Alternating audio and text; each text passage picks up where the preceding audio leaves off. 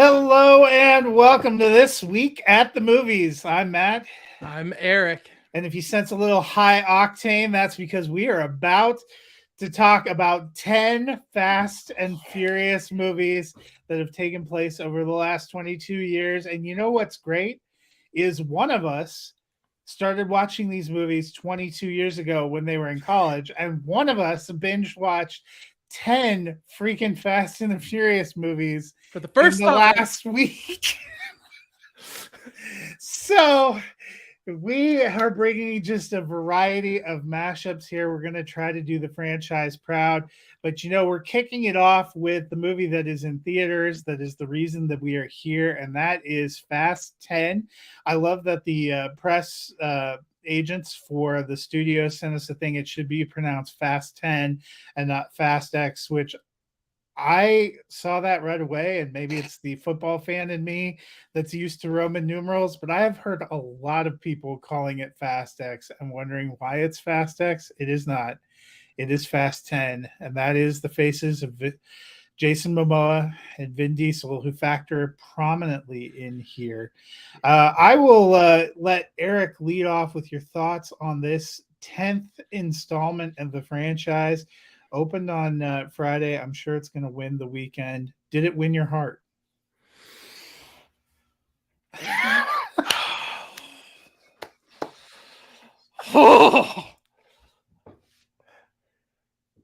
So, yes, I very much enjoyed Fast X, which I agree with some commenters should have been called Fasten Your Seatbelts, which is a waste.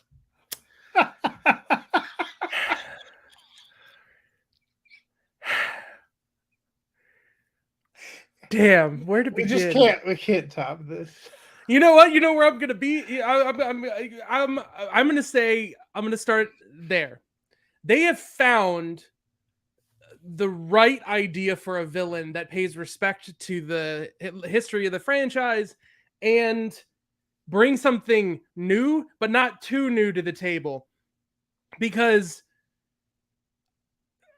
I'm gonna go one step further and say Jason Momoa is the Joker. And I'm going to go a step further than that and say he is the successful rendition of Jared Leto's Joker.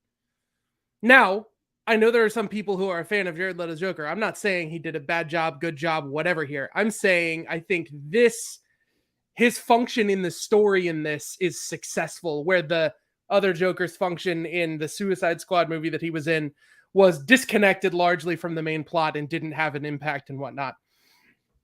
And it's the little things. It's little like "and here we go" references that make me think of Heath Ledger. It's the purple suit and car when he's driving. It's the sitting next to the corpses and talking to them and painting their nails.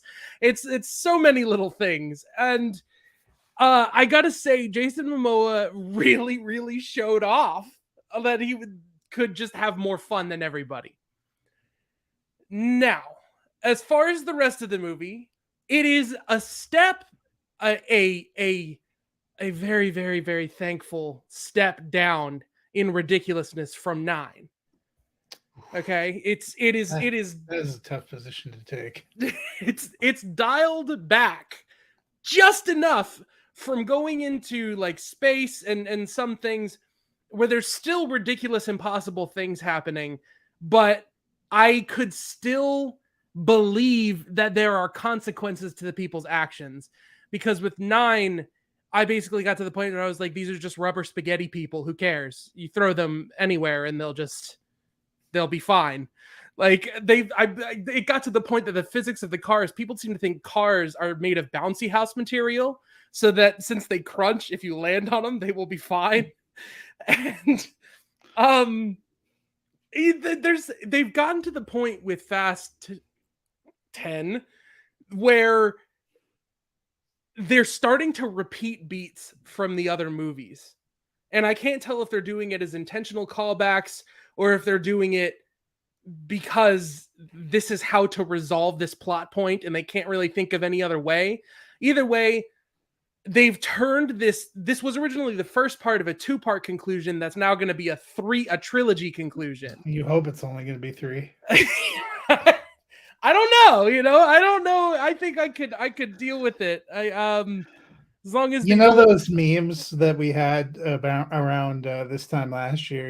The year is 1989, and I'm watching a darker, grittier Batman. The year is 2005, and I'm watching.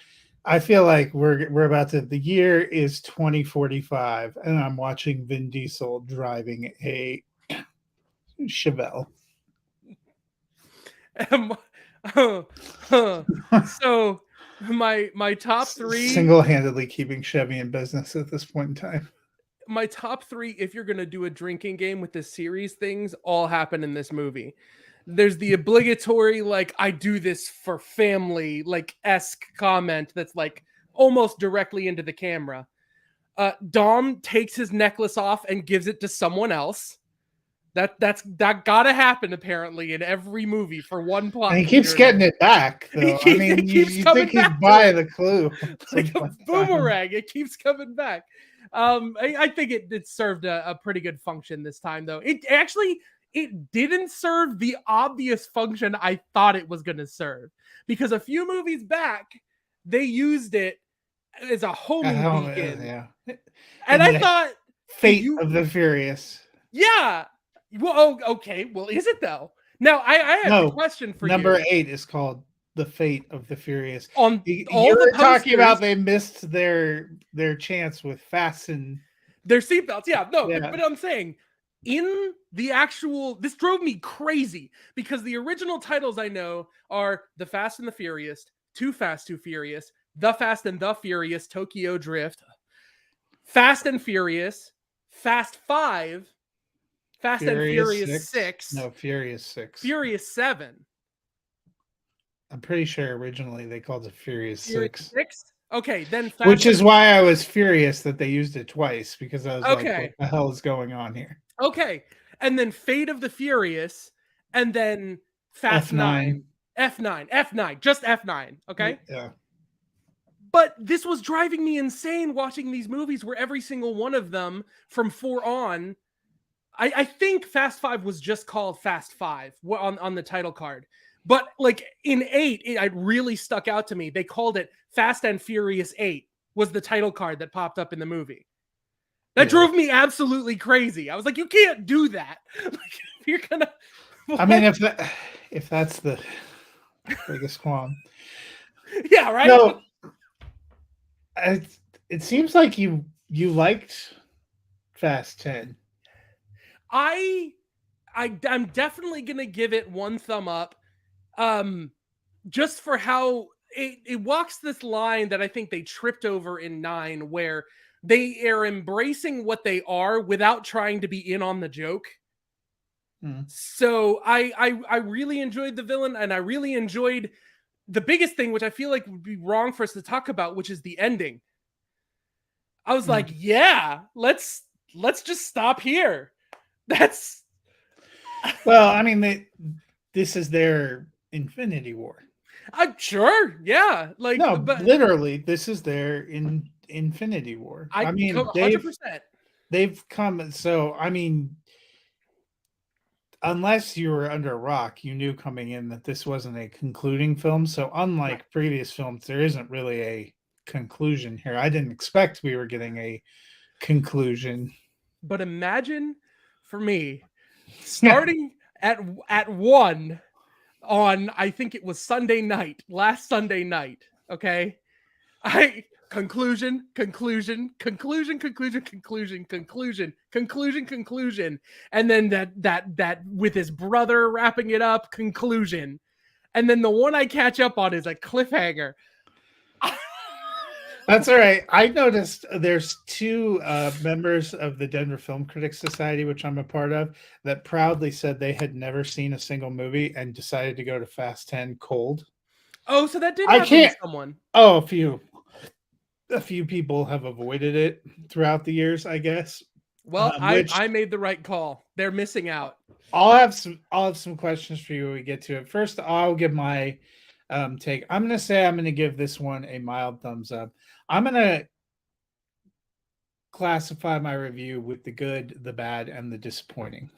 The good for me, I liked the opening sequence when it harkened back to Fast Five, which I think is probably the best pure action film of the franchise. I know Ricky, our friend Ricky, that's long been about his favorite. It's, I'll give my rankings a little bit later. I have a sentimental reason why I have something else higher, but it really is probably one of the best pure action ones. And it's, the first one where they really built the whole expanded family and team. And I liked harkening back to that. I liked that they were purposeful in including some of the Paul Walker segments as a way to get back in there. I liked him looking at his photo board there and the way they did the beats of music that was written for Furious 7, the tribute song to Paul Walker. That was a very emotional moment. I'm not going to deny it was a very emotional moment. I enjoyed the hell out of John Cena and Little Brian, Little B. Their sequences, I mean, I was never expecting it because I'll be honest, John Cena felt like his character felt a little bit like a turd in the punch bowl of F9. Much more enjoyable to me here. And so that brings me to just the outright bad, which you touched on this as something you loved, and a lot of people have mentioned something they loved. I hated Dante with every fiber of my being. Every scene he was in made me want to claw my eyes out and punch the screen. He was one of the most heinous villain characters I've ever seen in any film in my entire life. Between him and the cameo of Pete Davidson, who I can't stand. Ricky said that he was surprised I didn't take like 3 full stars off my grade, which I contemplated big time. Nothing about Dante and his character and his performance worked for me. I found it garish, over the top. It was an abomination. So I will be curious to see if previously John Cena's villain was by far the worst villain for me. It made no sense. This topped that 1,000-fold. I loathed Dante, and that's probably one of the things that held me back from really even enjoying this film. I gave it a mild thumbs up because it's about what you expect, but it was the least enjoyable of the 10 films for me watching, which is probably saying something, even though I don't have it ranked as low because it's not as preposterous as some of them. But I didn't enjoy anything about my 2.5 hours with that character. Wow. And the fact that I know I'm going to have to see him for 2 more films is daunting beyond belief. I doubt 2 more. There's a pattern in these movies, and I know that they're doing like a special conclusion, but I very much doubt that it's going to be a 3 movie focused on Dante thing. I believe that there's going to be, I think Cypher's going to come back and be the ultimate.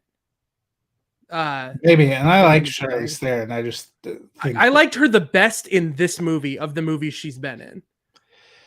Yeah, I mean, irritated the crap out of me in 9. So when we get to it, I think the problem with 8 is that you had already done that storyline with Letty in 6. So for different reasons, of course, but it was like, back to the well. So I'm going to get to the disappointing, so for me, spoiler alert, I'm the one that has been watching this franchise for 22 years that was hyped to see Point Break with cars when I was a junior in college in 2001. Think about the summer of 2001. That was prior to even 9/11. I mean, that's how old this franchise is. It came out the beginning of June 2001. Rob Cohen was the director. He had done some indie films. I don't think many people knew who Vin Diesel was. His biggest screen credit was Pitch Black, which is fascinating in some ways, but I wouldn't consider it to be like an iconic classic. And Paul Walker's probably most notable role coming into this was playing the quarterback that tore his knee in Varsity Blues. So, I mean, I was sold on the idea. I enjoyed Point Break, the Keanu Reeves of it all, and I was kind of pumped about this. Jordana Brewster was a relative unknown. Michelle Rodriguez had done Girl Fight, had done a couple of things, but not really anything like that. And the big thing, Jordana Brewster and Michelle Rodriguez didn't even have driver's licenses when they got cast in this film. Which, think about that, how ironic that is, and the whole thing about the whole movie. So I was in on that, and I have appreciated the series most when it was grounded in a sense of reality. I'm not saying the things that they did in some of these, even in some of the movies that I like, are not amazing or pushing the boundaries, but they seem to be grounded in some sort of physical world and in these people as some sort of real people with a special set of characters. And in this idea of family, I've always been, to steal from Scream 6, drawn to the core 4. And the basic brotherhood between Vin Diesel and Paul Walker is so important to me. And I have struggled since Furious 7 with that. And I think the franchise has struggled.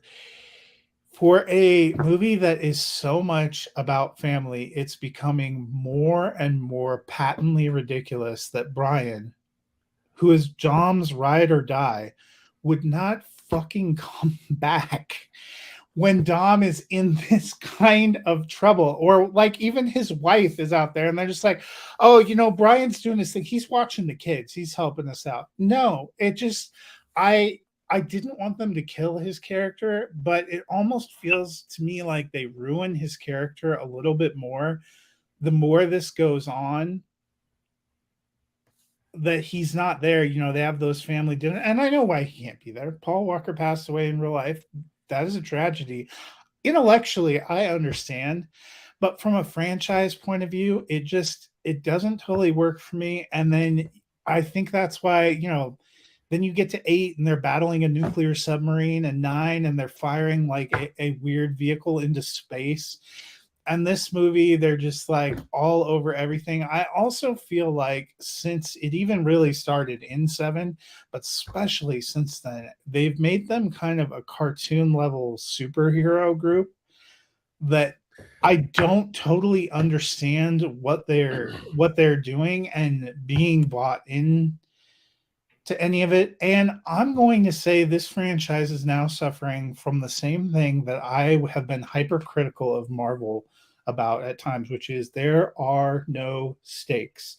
When we talked about Captain America Civil War, I told you the biggest frustration to me is that no one died. And even more so, like the end tag for Fast 10, when you see yet another character resurrected, no one ever dies. I know Ricky is convinced that one of the characters that had a big crash in this film is dead, and I'm not going to give away that plot. I literally don't believe it. I literally won't believe it until we get to the end and they say they're not making these movies anymore and his character never came back. Because literally the only one that feels like they died in this is Brian, who's not actually dead, who's just perpetually babysitting, apparently. Just chilling at home, babysitting. He's like, oh, damn, Dom's in trouble. I should go help. Nah. My son's got Little League. That takes, so that, and I know why they can't do it. And I wouldn't want them to recast the role, but it to me, there's just a hole. And when I think of the franchise and I think of the movies I love, and I just rewatched all of them, and I felt that same surge of passion and emotion. My wife's like, haven't you seen this 6 times? Why are you crying? And I'm like, leave me alone. I'm still into it. And I just have not felt that. I did not feel that when I went to this one. And that's, that is what it is. And that's why a mild thumbs up. It does what it's supposed to do. It had a heinous villain, and there's just problems structurally where I'm just getting fast franchise fatigue, I guess. You know, It's hard for you to get fatigued because you've only had I'm 7 days. it's funny, you're reminding me of thoughts that I kept having in the middle of this that I'm probably not going to have processed fully even by the end of this whole thing. Um but I remember having this thought multiple times now. In 8, their excuse for Brian not being there, I both got and didn't get, because Brian is a character who consistently understands why he shouldn't be putting his life at risk and is doing so on purpose. And that's part of the brotherhood he has with Dom. In 8, I thought the idea that compelled Dom to be like against the group worked well enough for me that I could understand leave his family at home. And like, so both Jordana Brewster and Brian, the character, not being there made just enough sense to me, because the idea is the gang kind of catches on that Dom is doing something and wouldn't do something to hurt family. So he's for some reason having to be negative against family. So don't put his family in the middle of it. Like, I got it, but at the same time, all the in more 8, reason to neither up of the them drama. are there. So at least you could say, well, okay, Brian Right. and Mia are gone. In 9, she like makes a 9. comeback because it's literally her brother, but it stretched credulity. But in this one, that opening sequence, it's her grandmother. It's a family dinner. Yeah. Her He's kids just not aren't there, there. and her husband isn't there. No. And they live in the same city. Yeah. Could you imagine, like, if your wife had a really important family gathering and you just Yeah. kept your kid and stayed at home? No, You're I'm gonna like, stay home. Yeah, no. oh, your grandma's here from like Puerto Rico. I don't need Yeah. to see that. And y'all have almost died 1,000 times. Whatever. I'm good. It but just here's the gets thing. harder to buy. Oh, they have a way to do it that would be more interesting, because there's a lot of criticism on this franchise for repeating beats and pairing up the same characters over and over again to continue the same dynamics instead of mixing things up. The idea of having Brian's character having his own objective is possible without him being on screen. Okay? Having the kids be in a place where they need to be rescued, and to have Brian's character be responsible for their safety would have made a lot of sense to me in 9. Okay? The Torettos are dealing with the Torettos, so Brian is keeping their kids safe and separate from danger. Totally would have made sense to me, and they didn't do it.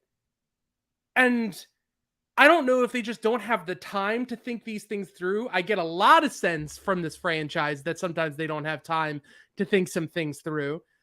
They sort of do reference in 9 that Brian has the kids, which by extension you assume is also little B.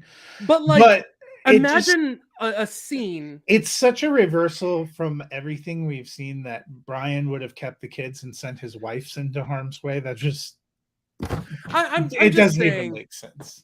You could very easily have one scene goodbye where Jordana Brewster like grabs Paul Walker's like brother's hand and says like, you know, like I'll miss you, we're gonna be safe, like whatever, and she leaves, so that you know what his house looks like. Cut to later, cut to the house being assaulted or blown up, and they're not there. And all of a sudden you have a procedural arc of Brian keeping the kids away without needing to use the actor.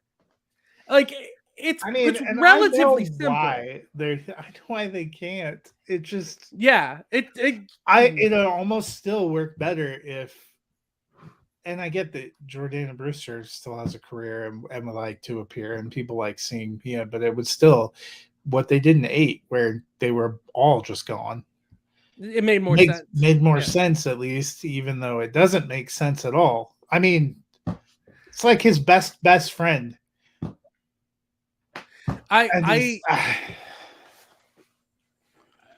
It's just it continues to suck. It would that be Paul like Walker passed away. Rocket being in peril and Star-Lord just being like, dude, I'm eating cereal. Literally Star-Lord. I'm eating cereal somewhere else. Yeah. With my grandpa. I'm sorry. It's really good Captain Crunch today. I don't Drax and Groot are like, there, we're gonna be here for you. Star-Lord is like, I got to mow the neighbor's lawn. That was the. All right. Well, we're gonna dive into the larger world. I mean, look at those babies up in the top left corner there, I back in know. 2001. Little button Uh, noses. So I have a question for you first, and here, of course, the title for number 8 that's just going to drive you crazy on a Yeah. poster. And I see what you're saying. It says Fast and Furious 6. I swear to God, they called it Furious 6 when they first did the marketing, but who knows? I've slept since then. As as somebody who had to be completely familiar with the franchise but had never seen a single film, what was it like diving into this marathon last week? It felt like a train wreck that I'm really glad I got to be a part of. Like, okay, here's the Fast and Furious franchise. You open with Paul Walker, and you don't know because they have restraint and subtlety that he's a police officer until about a third of the way through the movie. Well, I don't know. I think you know. Do you know? Go. I mean, like you might know from osmosis because you know what the story is when you're going into it. But the point is, they don't bother to be like, "All right, you understand your mission. Don't get caught up and fall in love with the girl." All the usual crap that you would see in 800 other movies that would Which look he like still this. does. Yeah, no, but he does it. He just does it. They just get right to the point. The first movie is gorgeous. It's colorful, it's textured, it's shot on film. The CGI is used sparingly. It's layered in the way that the relationships are built among many different characters. And I buy, just as much as I buy Keanu Reeves and Patrick Swayze, I buy the chemistry between Dom and Brian. And the climax of that movie is almost perfect. I don't even know how it could be more perfect, but the idea that there's this invasive loss of family that drives the both of them to, without question, defend the family first. And then they just keep driving, and you're not even 100% sure what they're driving for before that moment. It's so well done without ever once having to say because we're family or anything like that. Like, Vin Diesel is fantastic in the first Fast and Furious movie. He feels like he's like a bear that like is going to die for anyone he cares about in the movie. And everyone is like so bounces well off of him and off of Brian. And I always thought that the way I would feel about Brian's character is that he was just kind of like the way Keanu Reeves in Point Break is kind of like a newbie, naive, kind of like dumber guy. There is a certain amount of intelligence and like weight to his character that I didn't expect to be there. And so all of this and this big cocktail of so much to digest is there. And then you get to Too Fast, Too Furious. And it's just him and it's Tyrese Gibson, and they have kind of good chemistry, and it's ridiculous, and there's rats in a bucket, and he wants to save Eva Mendes. What are we doing? He's a criminal. Okay, the end. And then you get to Fast and the Furious 3, and they're like, forget all these. Here's this high school dude. He's going to mess around with the Yakuza. What are we doing? This movie actually takes place 9 years in the future. What? Other than a cameo from Vin Diesel, you're like, what was this? I was infuriated how I was spending my time. Okay, no pun intended.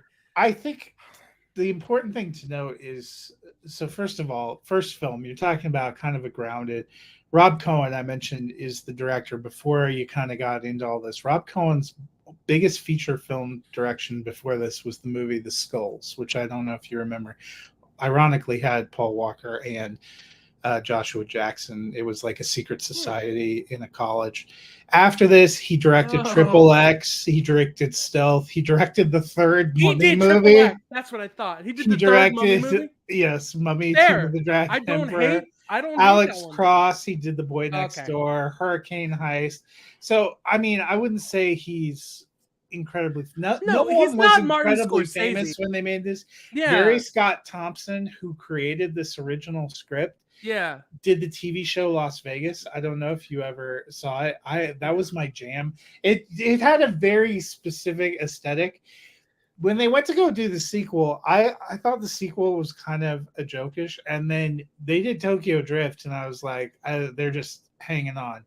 Now, how Then crazy is it that the person responsible for Tokyo Drift is the same person responsible for so many other installments in this series? well, the driving action. So people that are fans of Tokyo Drift don't love it because of the story. Because let's be honest. In fact, one of my biggest frustrations about F9 is probably that they retconned those two guys into being important parts of the franchise. You know, like Lucas Black and what's his name, This is the not wannabe rapper, Bow Wow. Bow Wow. Yeah, it's this is not Lucas Black's fault, but I think I feel dangerously close to how you feel about Dante, about him.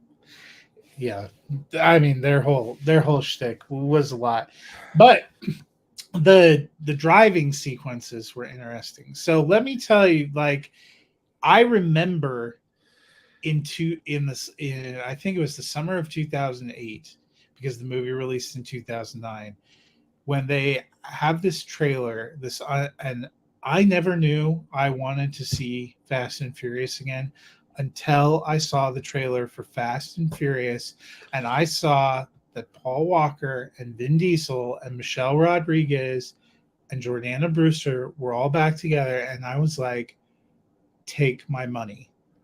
And I think that's actually, when you talk about this franchise, and yes, the first film is in 2001, and yes, I still love The Fast and the Furious, the original, but it didn't really, to me, the franchise, it as a franchise, got birthed in 2009 in a film that was obviously meant to be a 3-film arc. They basically said, we're going to launch this kind of trilogy, and they were hoping people would care enough, because the other thing is the Fast and the Furious, it was a fine summer movie in 2001, but it didn't set any box office records, or else for the sequel they would have tried to bring the same people back together. And then the third one, it was like, well, let's try to keep this driving thing going, let's see what happens here. And that's the thing, is I think populations at large were not even aware that Vin Diesel would touch the series again. That was the thing when I saw that it was going to be Vin Diesel and Paul Walker, because that's what I cared about. So great about the first and one. They have a great short film called Los Bandoleros, really, that tells you the kind of bridge story of how we got to where they are when they start Fast and Furious. It's fantastic little short film. It's actually comes attached to the Fast and Furious DVD when you buy it. That kind of tells this bridge story of how he got together that crew that was ripping off gasoline trucks and stuff. Yeah, I really enjoyed that too. And then we were kind of off to the races for a while, and I still think I would think of this franchise differently and the continuation differently if real life events hadn't taken Paul Walker. Because to me, the best of the series has always been about them. So that kind of brings me to, you've seen all 10 now. What is your definitive ranking, 10-1? I want to hear yours. Okay. First, because I've been thinking about this like constantly all week, and just like clicking things into place and being like, why couldn't this be like this? And like here's we're leaving Hobbs and Shaw aside because Eric only had time for 10 movies. And let me tell you, since some of these movies are 170 minutes, that was a lot. Also, Hobbs and Shaw is only loosely connected. And I'll be honest, if we were including it, it would still be dead last for me. I loathe that movie. Okay. Number 10 for me is Tokyo Drift. The driving is fine. It just never feels like it's really... Yes, it carries the Fast and Furious name. Number 9 for me is Too Fast, Too Furious. I understand that it introduced Ludacris and Tyrese Gibson, and they are valued members of the franchise now. People love this movie, and God bless them. I do not. Too Fast, Too Furious? Yeah, there are some people. You have so many other options. But some people really, really like it. Ricky really, really likes it. He would tell you, aside from Tokyo Drift, there's never been a bad movie in the franchise. I will not go that far. Okay. Number 8 for me is The Fate of the Furious. It's fine. Okay, cool. So we're already at fine and better from here on out. It's fine. I don't care for Tokyo Drift. I'm not a huge fan of Too Fast, Too Furious. All the rest of them I own. So I can't say anything about, and even after what I said, I'm gonna end up buying 10. But 8, it's a little bit ridiculous. I kind of like Charlize Theron, who is over the top, but felt like over the top in a way that was more interesting to me. I don't understand the different hairstyles they gave her. I don't understand the wardrobe they sometimes gave her. I thought the heel turn for Dom was one of the least believable heel turns in the history of film.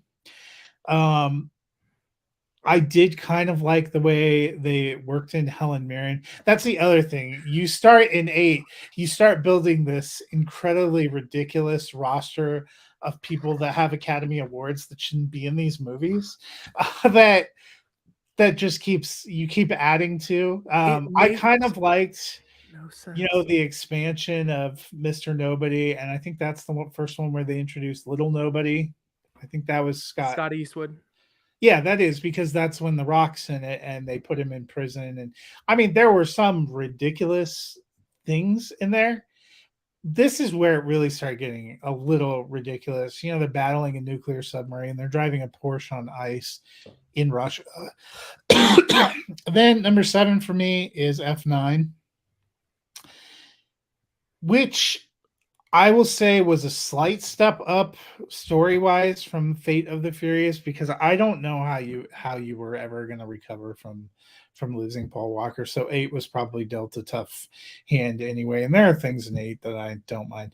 9 has some really ridiculous things. I mean, they sent Ludacris and Tyrese Gibson to space in a car. It was entirely unbelievable in a lot of ways. If you told somebody Fast and Furious 9, they're definitely going to space, they would have laughed like, yeah, that's what. No, they did. Still a slightly better film. And then at what am I up to, 6?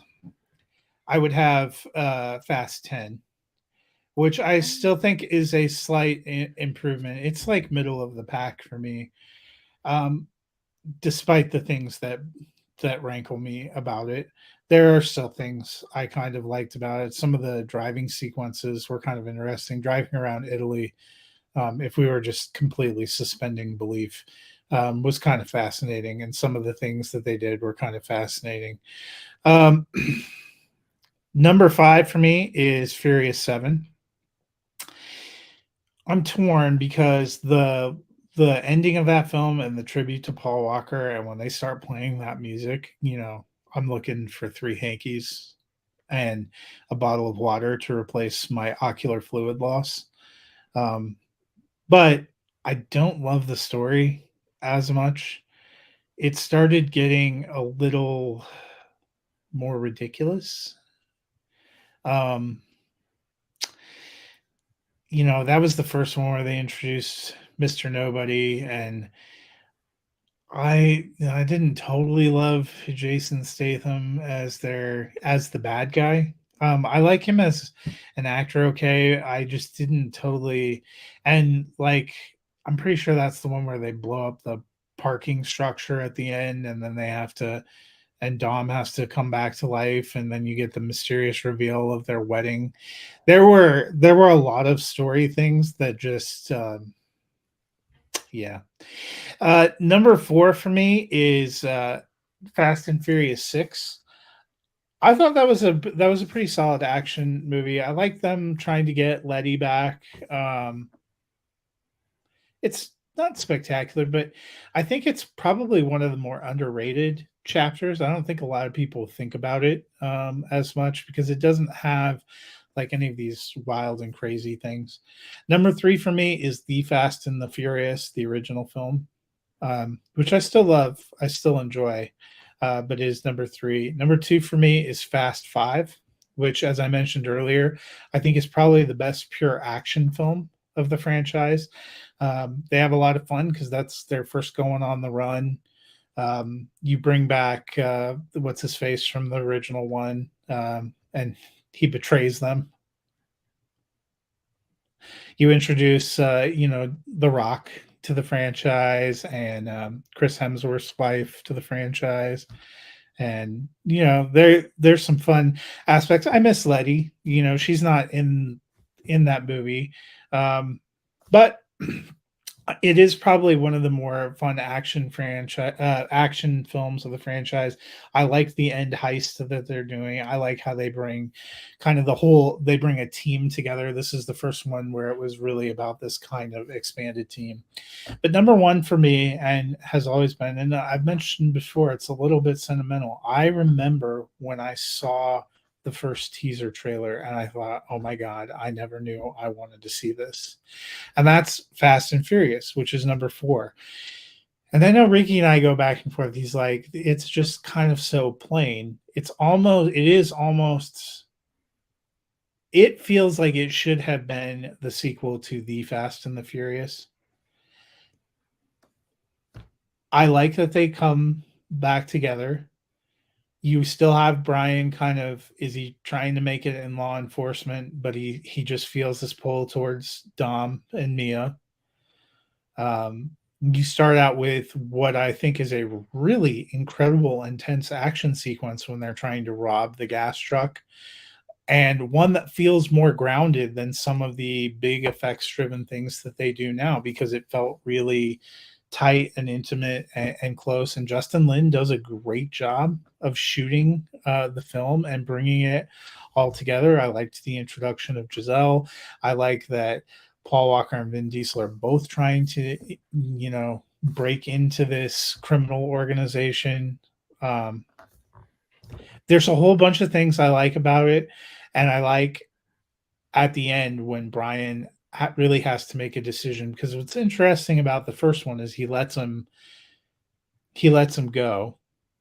And here, Vin Diesel's like, I'm not running, and gets caught, and Brian stands up for him. And when he hears he gets that life sentence, you see him storm out of the court, and you end with him and Mia chasing the prison bus, and you know what they're doing. Like, he's made his decision.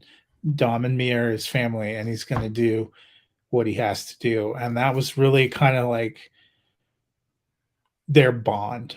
Mm-hmm. That's probably the best ending in the franchise.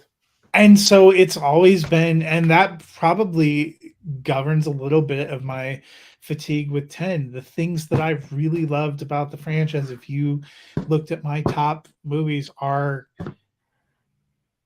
Paul Walker and Vin Diesel and this brotherhood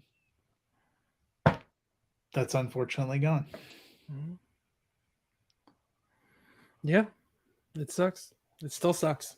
I think it's going to keep sucking every movie until it's, The year is 2055. Matt is on his third knee after replacement surgery, still watching 85-year-old Vin Diesel drive. So, my ranking is going to be fairly similar, but I did tweet it in advance, so I'm not making this up just now. Okay. Yeah. 3 worst. What are you doing? I cannot believe the person who made 5 and 4 made this movie. It's like he did a dry run. The action. He didn't write the script. I don't even think I don't think the action is that great. I think there are a lot of good thing about Tokyo Drift is that it gave us Justin. Can I just do the little breakdown real quick that just drives me insane real quick? Okay, so Han Solo, the character Han Solo, verified in 7 when his name is brought up. It's Soul spelled like the city and then OH. Oh my God. Yeah, the guy I ever noticed. Yeah, his name is Han Solo. Okay, becomes part of Dom's team, And it's like, I'm going to help you. I'm a criminal. I'm going to keep eating my stuff. I'm taking life really chill. Until Giselle comes into his life. And I love that relationship. That was one of the Oh, one of my yeah. favorite relationships that kind of grew naturally out of the characters just kind of like eyeballing each other. I don't know. And then he loses her. And that was one of the hardest things. And I was like, oh my gosh. And so honestly, took a little bit of a notch down for me. That like the weight of that moment is like gone. Okay, so here's the deal. So this guy's like, well, I've been meaning to go to Tokyo. I'm kind of aimless and wandering or whatever. So I'm gonna half sort of work for people that aren't the Yakuza, take a random interest in a high school kid, then at a moment where my superior, Mr. Nobody, couldn't possibly know that his enemy was going to blow up my car, just pretend to have a phantom me in the car so that I can start to pretend to be dead so that I can come back. These are the kind of things that happen though when you don't realize what's going to happen after. Oh my gosh. I don't even I think they knew in 5. I think It at the end of 4 when he says I'm going to go to Tokyo for a while, like around the beginning of there when he says that, It's the end of 6 when he goes. when he actually goes. But at 4 in after 5. the truck thing, he says, "I think I'll go to Tokyo." And then in 5 he repeats it again. He says it to Giselle. He's like, she's like, "Didn't you want to go to Tokyo?" And he's like, "Oh, we'll get there." And then in 6 is when he finds whatever. So the point is, they every single movie made 3 worse and Tell me worse. that didn't become even more ridiculous with the surprise ending of Fast 10. No, I know. It's even worse now. His life is becoming more and more convoluted, ridiculous, and ripped out. And it's so weird for a character who's so cool, who's like the only good thing to come out. I'm so sorry, everyone else who involved in the production of 3, but it's the only good thing to come out of it was Han. And so okay, so 3's at the bottom. Okay, then to me the biggest difference between your and my list is I have 9. That the movie, it just frustrated the crap out of me trying to force this idea of Dom had a brother and why touch it? Why mess with it at this point? Like, also, do you ever struggle doing that math? Like 89, him looking like he was 20. you know what? It worked. And 89 to 2001 is 11 years. 11 years. He's currently 53, which means that he was 31 when the Fast and the Furious 1 came out. I mean, it works if you want to use his real age, but I don't think he's supposed to be. I don't think so either. I don't in these movies. That's what does. Yes, his real age, spot on.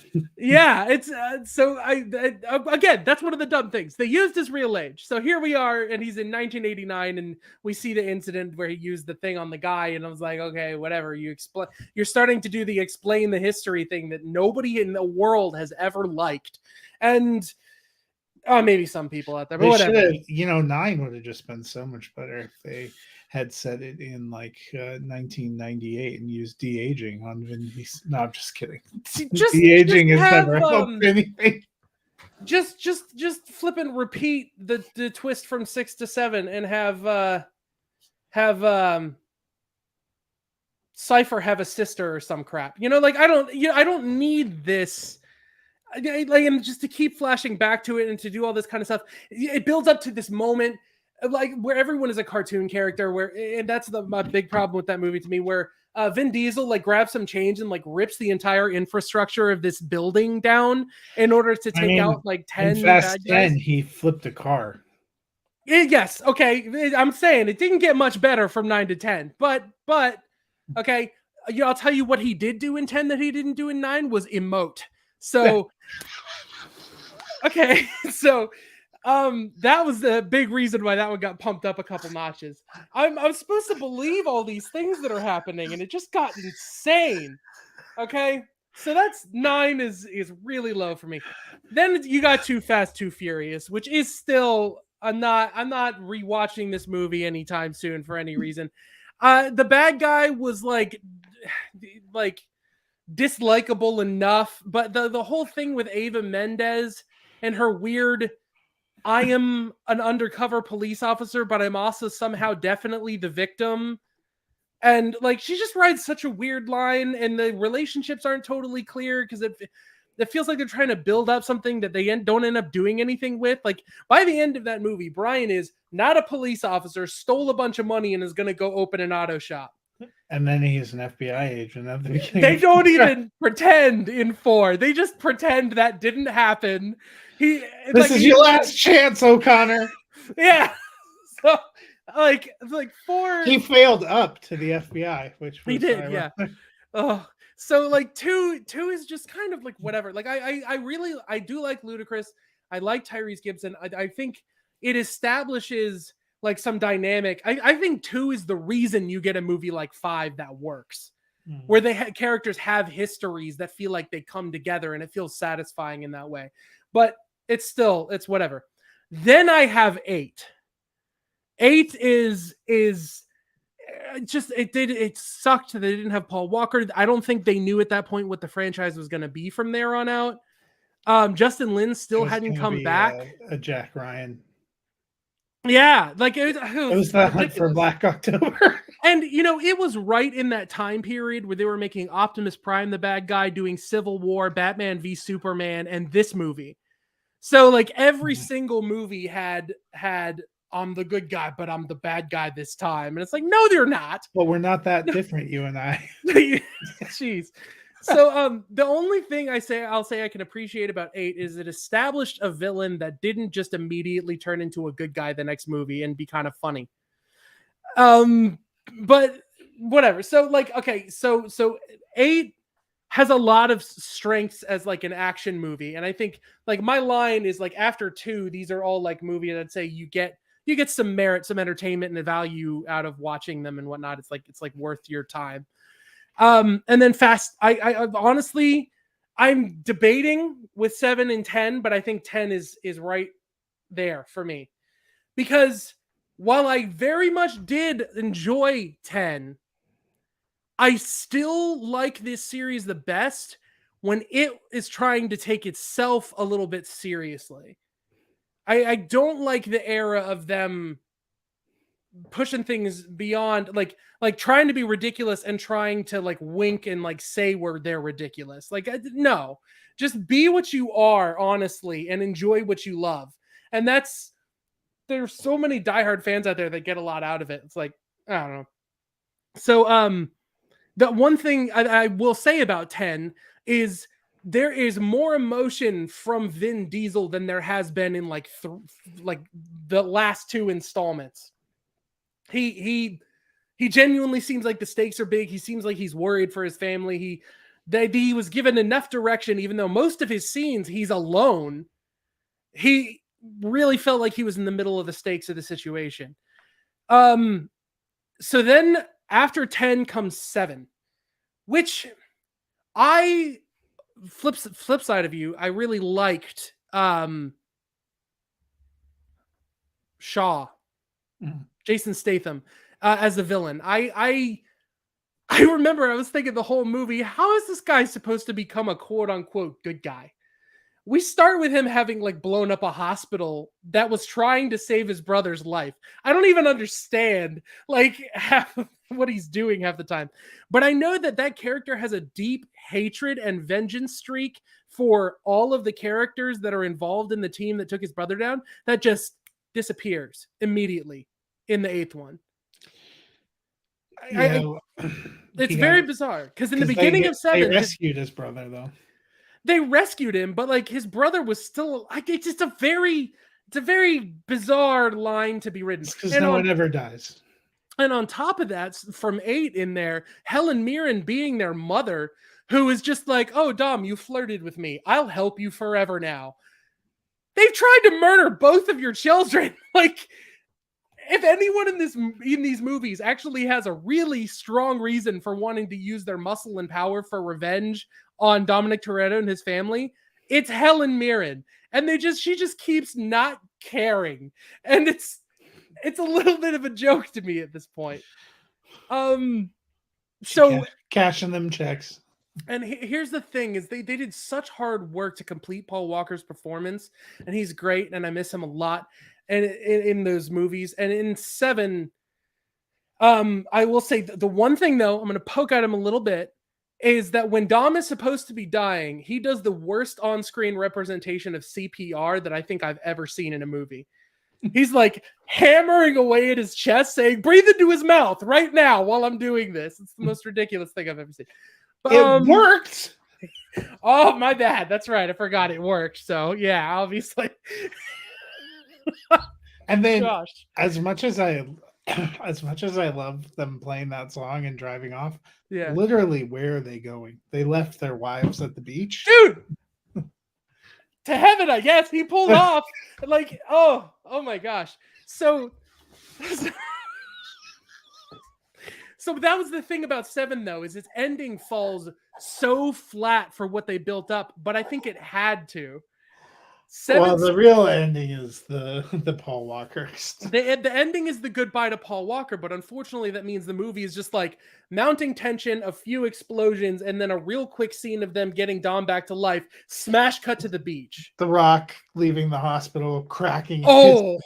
I mean, you're in a cast usually because things are broken, but okay. Yeah.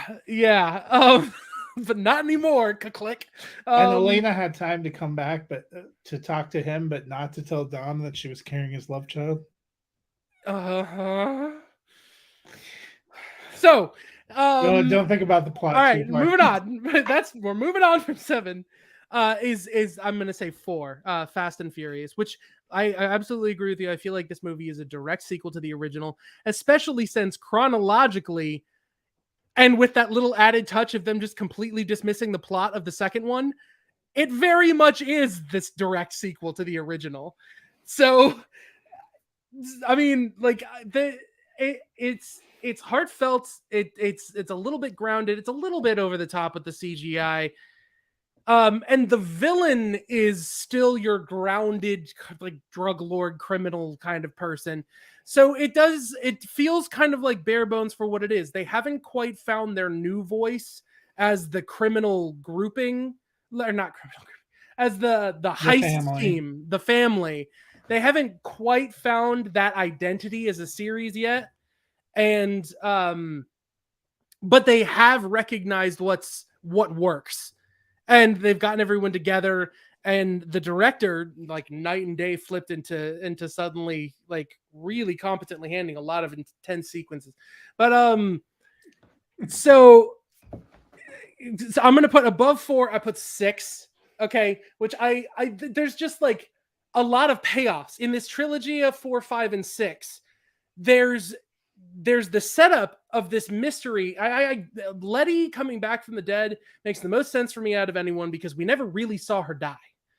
It's this investigation that was opened and talked about and claimed, and you can almost sort of tell it kind of fits that maybe she didn't. Now, her losing her memory, I think they do a lot of work to try to pay that off, like over 7. But in the end, I still think 7 in the end like rushed it. But that's not 6's fault.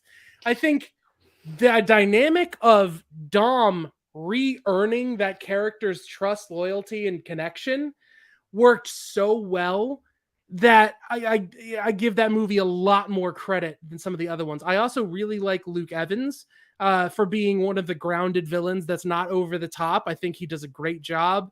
But it kind of, I'll be honest, it kind of reminds me a little bit of the Christopher Nolan's Batman trilogy in that you have something introduced in Fast and Furious that you kind of circle back and find the guy behind the guy in Fast and Furious 6, and the payoff there is almost the way that Batman Begins and The Dark Knight Rises.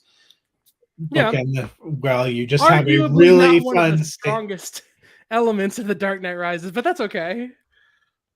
The Dark Knight Rises is a wildly underrated film. Oh yeah, I agree. But I don't think it necessarily has to be like, you know, the tie I was behind it the whole time. Yeah. But so and then it's 5.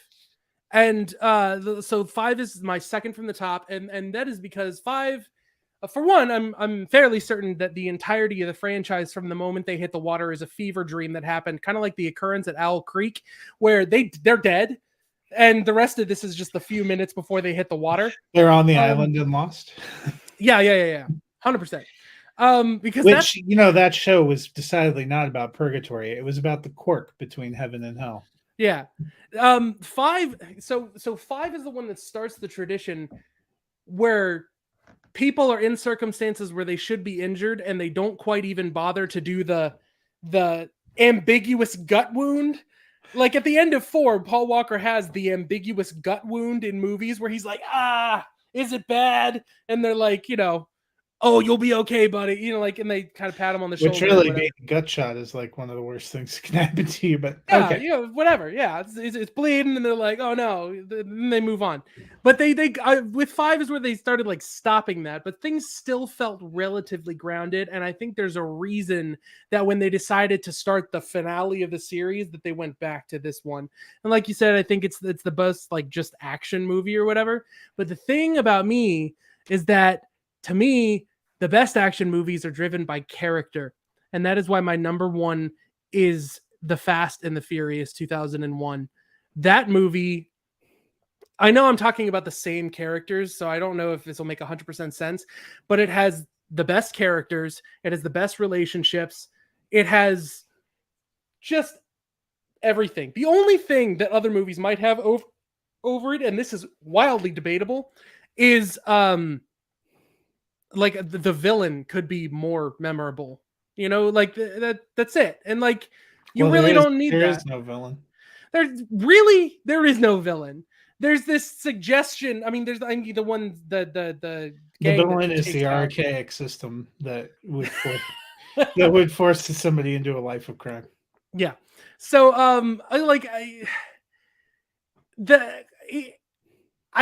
I can kind of tell why that was so special to so many people, that after people had like 8 years to digest it, 4 came back and there was this big fan base waiting for them. And then they found this right cocktail of how to do the action movies. And the at least as far as 7, they were still making more and more money off of each installment from there. Like it's just, that movie surprised the hell out of me as someone who grew up thinking that it represented a certain subculture and being standoffish and judgy of other people because I was a stupid kid. That movie, like, I really wish I could go back and tell my younger self to start sharing the experiences of these movies with my friends. Mm-hmm. Because having to watch all of these basically in a sound booth while I'm doing work on the side, it was such a disservice to the experience of every once in a while being like, and like wanting to check and see if other people saw what I just saw, and no one's there. Like, I absolutely will be seeing these from now on with people. Like, that is so absolutely a thing. And that is probably a little piece of it for me. I remember seeing The Fast and the Furious in theaters. I went with my sister. We were home from college. I actually had the exact same kind of car that Jacob has in Fast 10. And I remember, hardtop 1985 Mustang. That was the car that I had. And I remember like being half tempted to like race home. Yeah. After seeing it, because your car's up, I let, but then my fear of getting a speeding infraction kind of kicked in there. But I remember it being fun. And that is probably still a piece of the nostalgia that is, and my feelings about 1 and 4, I don't disagree when you're talking about characters, but why 4 elevates a little bit more for me is I was invested in Dom and Brian, and in the first movie, it's the betrayal that comes in the third act, and you don't really get to see them make up. He lets him go, and that was essentially, it's the same thing as Keanu letting Patrick Swayze surf into the giant wave. In 4, you see the kind of respect and the relational cachet, and it's about the building of this brotherhood and the building of a new family. And that's, I guess that's just what, Ricky always kind of, when I make fun of these later ones, is like, you just don't, you're not bought into family. No, I think I'm bought into family more than you are. I lost, you lost your brother, and it just isn't the same. It was those two guys. Even when they started building a team in 5, 6, and 7, it's those two guys. Yeah. When Brian ridiculously goes and gets himself thrown in prison and does this entire thing, Oh my comes God. back in 7, Forgot and he's about going to that. tell Dom what he learned. He's like, whatever you learned, it's just for you. And I'm like, bro, he got himself thrown in prison. You're not even going to let him tell you what he found out. That is so cold, but okay. Whatever you found out, that's just for you. What? Yeah. Yeah, Actually, that might have been in 6. That's in 6 because he's it is. It's about I get. You just I got it. listening to him, you're like, oh. Yeah. Yep. Yep. It's a whole legacy of characters being introduced as being opposed to the family, then seeing, you know what, they're all right, and then being invited to the barbecue, and now they're family forevermore.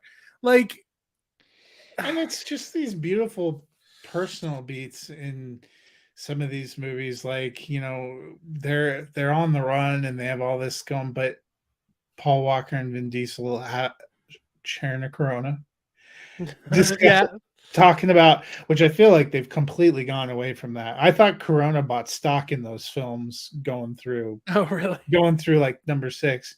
Don't you remember, like, in the first one, you can have any beer you want as long as it's a Corona.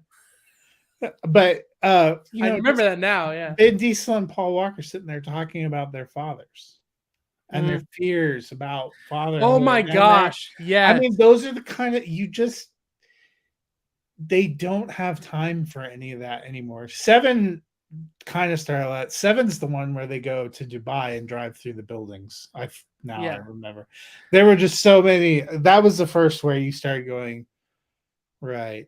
Yeah. And they had to replace Giselle, so they went and got Nathalie Emmanuel. But it's fitting that I think the longest show we've ever done is on the Fast franchise. On a 10-movie franchise, I think it is fitting, yes. Well, you know what? If you enjoyed this, next week I will show you the world as we watch The Little Mermaid. And if you've seen the original one, you know that's a line from the song. Oh, no. Just a reaction. So next week we'll look at The Little Mermaid, and we will talk about some of the good, bad, and ugly of Disney's live action animated adaptations. I know I have my favorites and the ones that I wish they had not made. Just by the look on your face, I can tell you do as well. I did not get to go to my press screening for A Little Mermaid, so I'll be watching it next week. But people that have seen it said it is incredible. So I'm kind of looking forward to that and trying to figure out how they took an 84-minute cartoon and made it a 145-minute film with Melissa McCarthy. Until then, check out all of the Fast and Furious movies, and we'll see you at the movie.